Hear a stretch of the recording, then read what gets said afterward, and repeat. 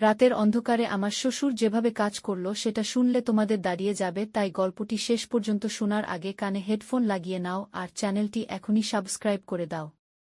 আমি রূপা, এই বাড়ির বউ। স্বামী বিদেশে, আর আমি একা একটা ঘরে হাঁসফাঁস করে কাটাই প্রতিদিন। আমার স্বামী রাজীবকে বিয়ে করেছি প্রায় 1 বছর। বিয়ের 2 মাস পরেই চলে গেছে মালয়েশিয়া, সেই থেকে এই ঘরে আমি একা। শুধু আছেন শ্বশুর। উনি আমার খুব যত্ন নেন, সবকিছুতেই খোঁজ রাখেন। আমি যেন একা বোধ না করি। চেষ্টা করেন সবসময় পাশে থাকতে।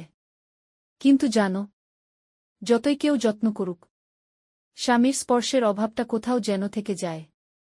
কখনো রাতের বেলায় বালিশে মুখ লুকিয়ে কাঁদি, কখনো দিনের বেলায় চুপ করে বসে থাকি বারান্দায়। সেদিন বৃষ্টি পড়ছিল, আকাশ অন্ধকার। আমি রান্নাঘরে ছিলাম। হঠাৎ লোডশেডিং, সব অন্ধকার হয়ে গেল। মোমবাতি খুঁজছিলাম, তখন পেছন থেকে শ্বশুর এসে বললেন, রূপা মা এত অন্ধকারে একা কেন? আমি একটু চমকে তাকালাম। তখন উনি আমার হাতে মোমবাতি ধরিয়ে দিতে গিয়ে আমাদের আঙুল দুটো একসাথে ছুঁয়ে গেল। একটা হালকা শিহরণ যেন সারা গায়ে ছড়িয়ে পড়ল। চোখ তুলে দেখি, উনি চুপ করে তাকিয়ে আছেন আমার দিকে।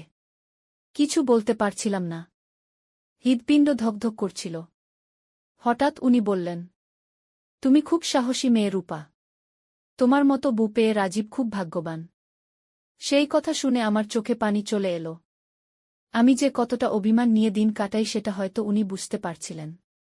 আমার চোখের পানি দেখে উনি আমার দিকে এগিয়ে এলেন। আস্তে করে আমার কাঁধে হাত রাখলেন। আমি মাথা নামিয়ে ওনার বুকে মুখ গুজে দিলাম। জানি না কেন, কিন্তু ওই মুহূর্তে আমি আর নিজেকে আটকাতে পারিনি। ওই বুকটা আমার জন্য তখন মনে হচ্ছিল সবচেয়ে নিরাপদ জায়গা। আমরা বারান্দায় বসেছিলাম। বৃষ্টি তখন আরও জোরে নামছে। আমি হেলান দিয়েছিলাম শ্বশুরমশাইয়ের কাঁধে। ওনার হাতে আমার হাত শুধু ধরা ছিল, একটুও না ছেড়ে। হঠাৎ হালকা বাতাসে আমার চুল উড়ে এসে ওনার গালে লাগল। উনি চুল সরিয়ে দিতে গিয়ে এক মুহূর্ত থেমে গেলেন। আমাদের চোখাচোখি হল। তাকিয়ে রইলাম দুজনেই।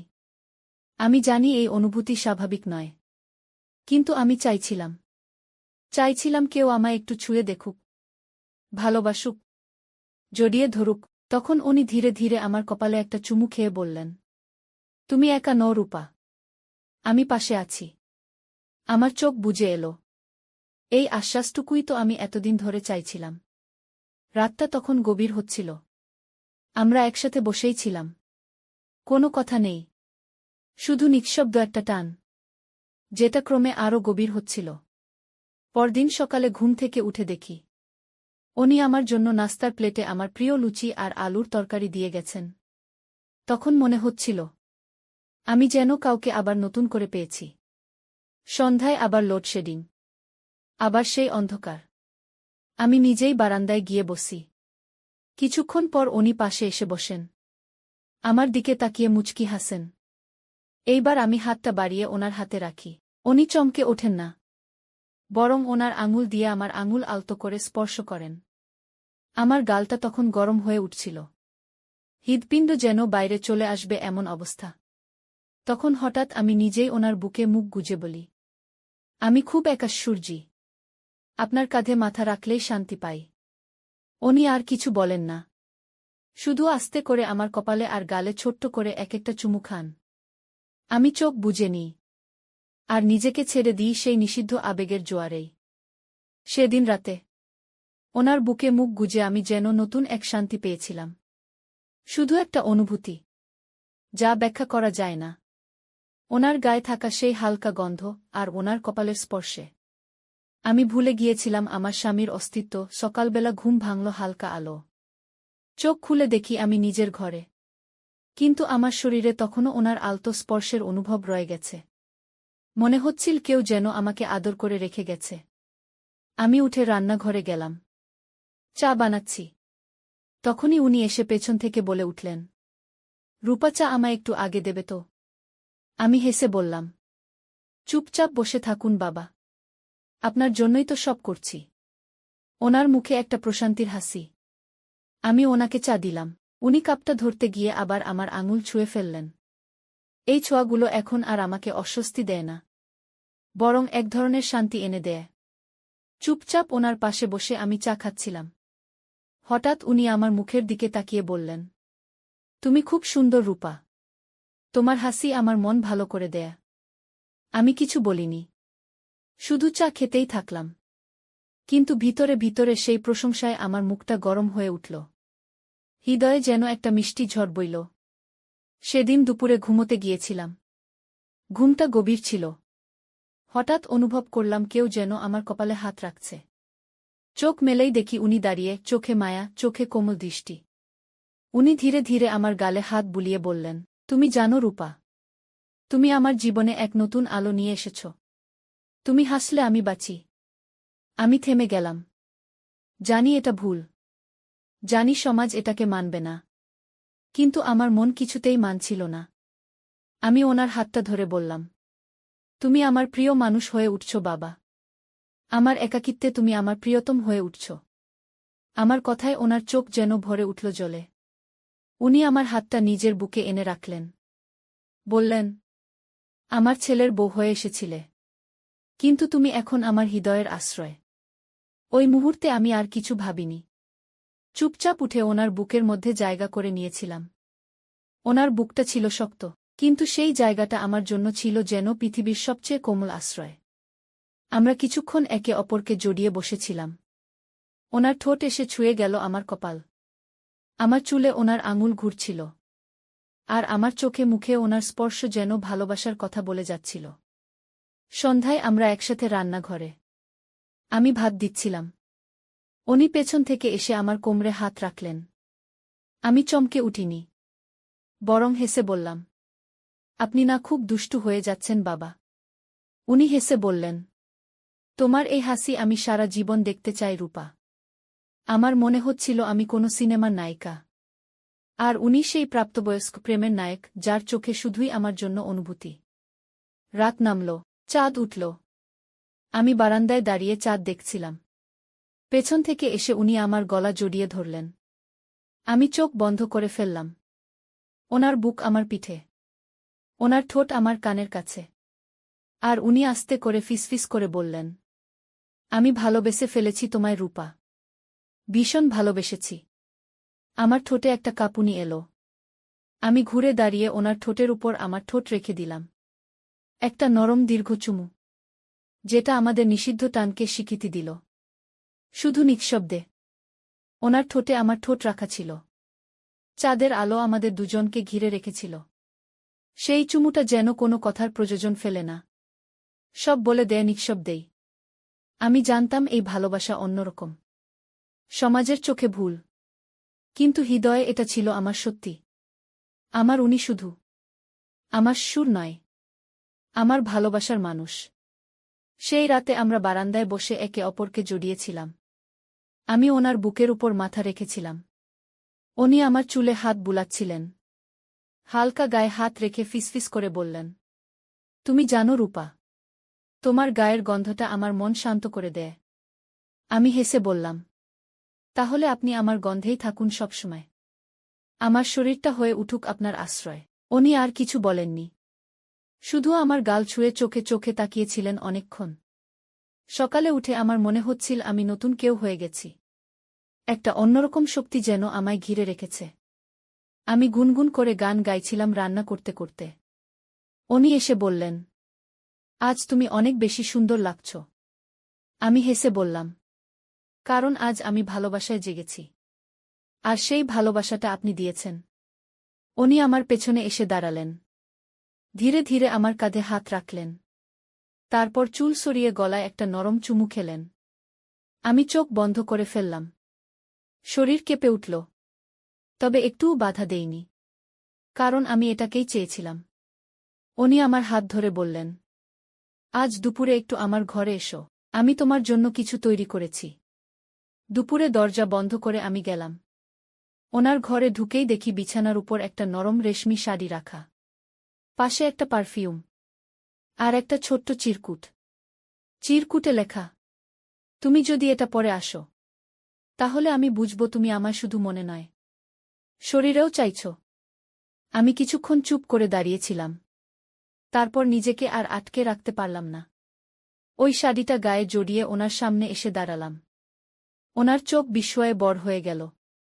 উনি ধীরে ধীরে এগিয়ে এলেন।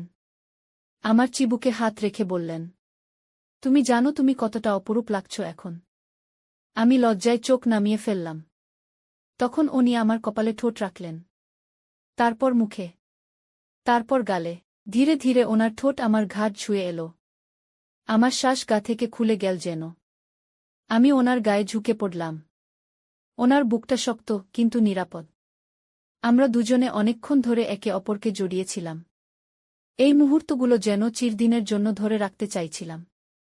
আমার হৃদয়টা চাইছিল, এই মানুষটা যেন আমায় ছেড়ে কোথাও না যায়। হঠাৎ বাইরে থেকে দরজার বেল বাজল। আমি ভয়ে ছিটকে উঠলাম। উনি শান্ত করে বললেন, চিন্তা করো না, তুমি এখন আমার। এই ঘরটাও আমাদের। আমি হালকা মাথা নেড়ে বেরিয়ে এলাম। বুকে তখনও ওনার ছোঁয়ার অনুভব। ঠোঁটে তখনও ওনার ভালোবাসার নরম চিহ্ন। সেদিন রাতে ঘুমাতে পারিনি। চোখ বন্ধ করলেই ওনার মুখ, ওনার হাত, ওনার ঠোঁট মনে পড়ছিল। এই সম্পর্ক এখন আর স্বপ্ন নয়, এইটা আমার বাস্তব, যেখানে আমি সুর নয়, একটা পুরুষকে ভালোবাসছি, যার ছায়ায় আমি নিজেকে পূর্ণ মনে করি। আমার চোখে তখন ঘুম নেই। শরীরে তখনও ওনার ছোঁয়ার গন্ধ, ভালোবাসায় ভেজা এক অদ্ভুত কাঁপুনি। আমি জানতাম এটা ঠিক নয়, তবু মন মানছিল না। আমি এখন যাকে ভালোবাসি, সে আমার সুর, কিন্তু ওনার স্পর্শ ছাড়া আমি এখন নিজের অস্তিত্বই খুঁজে পাই না। পরদিন সকালে ঘুম ভেঙে দেখি উনি বারান্দায় দাঁড়িয়ে সিগারেট খাচ্ছিলেন। আমি ধীরে ধীরে গিয়ে পেছন থেকে ওনার বুকে হাত রাখলাম। উনি চমকে তাকালেন। তারপর মৃদু হেসে বললেন, তুমি এখন আমাকে ছেড়ে যেতে পারবে রূপা। আমি হেসে বললাম, আমি কোথায় যাব? আপনি ছাড়া আমি এখন কেউ না। উনি আমার কপালে চুমু দিয়ে বললেন, তাহলে এসো, আজ সারাদিন আমার পাশে থেকো। আমরা একসাথে দুপুর কাটালাম। ঘরের পর্দা টেনে দিয়ে আলোর ভেতরে ভালোবাসা লুকিয়ে রাখলাম। ওনার কোলের উপর মাথা রেখে শুয়েছিলাম। উনি আমার চুলে আঙুল চালাচ্ছিলেন, আমার গাল ছুঁয়ে বলছিলেন, তুমি জানো রূপা, আমি কবে থেকে এমন কাউকে খুঁজছিলাম, যে শুধু আমার হবে। তুমি সেই আলো। আমি চোখ বন্ধ করে শুধু ওনার শব্দগুলো শুনছিলাম, যেন প্রতিটা শব্দ আমাকে শক্ত করে আঁকড়ে ধরছিল। কিন্তু বিকেলের দিকে হঠাৎ এক ফোন আসল। রাজীবের ফোন। আমার স্বামী। ও বলল, আমি টিকিট কেটে ফেলেছি, এই সপ্তাহেই ফিরে আসছি। আমি কিছুক্ষণ চুপ করে থাকলাম। শুধু বললাম, আচ্ছা। কল কেটে দিয়ে আমি চুপ করে বসেছিলাম অনেকক্ষণ। মনে হচ্ছিল একটা ঝড় এসে আমাদের সম্পর্কটাকে উড়িয়ে নিয়ে যাবে। রাতের খাবারের সময় আমি আর কিছু খেতে পারছিলাম না। উনি বুঝে ফেললেন। ধীরে ধীরে আমার পাশে এসে বসে বললেন, ফিরছে রাজীব, তাই তো? আমি মাথা নাড়লাম। উনি আমার গালে হাত বুলিয়ে বললেন, তুমি যদি বলো, আমি ওকে সব বলবো। তুমি আমার পাশে থাকলে আমি কাউকে ভয় পাই না। আমি কেঁপে উঠলাম। বললাম, না প্লিজ, এই ভালোবাসাটাকে আমাদের মধ্যে রাখি। এইটুকু সম্পর্কই আমার জীবনের সবচেয়ে বড় সুখ। উনি আমায় বুকে টেনে নিলেন। চোখের জল মুছে দিয়ে বললেন, তাহলে আজ রাতে শুধু আমার হয়ে থাকো। আর কিছু চাই না। সেই রাতটা আমাদের জীবনের শেষ রাত ছিল। আমরা জড়িয়েছিলাম নিঃশব্দে, কোনো শব্দ ছিল না। শুধু ছিল চোখে চোখ রাখা, ঠোঁটে ঠোঁট ছোঁয়ানো। তাকিয়েছিল। আর আমি শুধু ওনাকে অনুভব করছিলাম। শেষবারের মতো। সেই রাতটাই আমাদের একান্ত সময় ছিল। সকালবেলা আমি ঘুম থেকে উঠলাম। ওনার পাশে আর কাউকে পেলাম না। শুধু টেবিলের উপর রাখা ছিল একটা চিঠি। আর একটা সাদা ফুল। চিঠিতে লেখা ছিল, রূপা, আমি জানি তুমি আমায় ভালোবেসেছ। আমিও তোমায়। কিন্তু আমার ভালোবাসা তোমায় কষ্ট দিক এটা চাই না। রাজীব আসছে। তোমরা সুখী হও। আর আমার জন্য দোয়া করো। আমি চলে যাচ্ছি। আমি সেই চিঠিটা বুকে চেপে ধরে কাঁদছিলাম। চিৎকার করে বলতেও পারছিলাম না। শুধু মনে হচ্ছিল বুকটা ফেটে যাবে। উনি সত্যিই চলে গেছেন। কারো কিছু না বলে শুধু আমায় এক বুক ভালোবাসা দিয়ে সেদিন সন্ধ্যায় রাজীব এলো। আমি চোখ লুকিয়ে রাখলাম। ও বলল, তুমি ঠিক আছো তো? মনে হচ্ছে কেমন যেন চুপচাপ। আমি মাথা নেড়ে বললাম, ভালো আছি, শুধু একটু ক্লান্ত। রাজীব বুঝতে পারেনি কিছু, কিন্তু আমার হৃদয়ের ভিতরটা জানত। আমি আজও একজন মানুষকে ভালোবাসি, যে আর আমার জীবনে নেই। মধুসূদন বাবু মানে আমার শ্বশুর আর কখনো ফিরে আসেননি। শুধু মাঝে মাঝে পোস্ট অফিসে একটা চিঠি আসে। নাম নেই, ঠিকানা নেই, শুধু লেখা থাকে, আমি ভালো আছি। তুমি তো ভালো আছো, তাই তো? আমি সেই চিঠিগুলো এখনো লুকিয়ে রাখি একটা বাক্সে, যেখানে আমি আমার ভালোবাসা লুকিয়ে রেখেছি। আমার জীবন এখন অন্যরকম। বাইরে আমি একজন বউ, মাঝে মাঝে মা হব নিশ্চয়, কিন্তু ভিতরে ভিতরে আমি এখনো মধুসূদনের সেই এক রাতের প্রেমিকা, যার ভালোবাসা ছিল সত্যি, যা আজও নিঃশব্দে বেঁচে আছে আমার হৃদয়ে।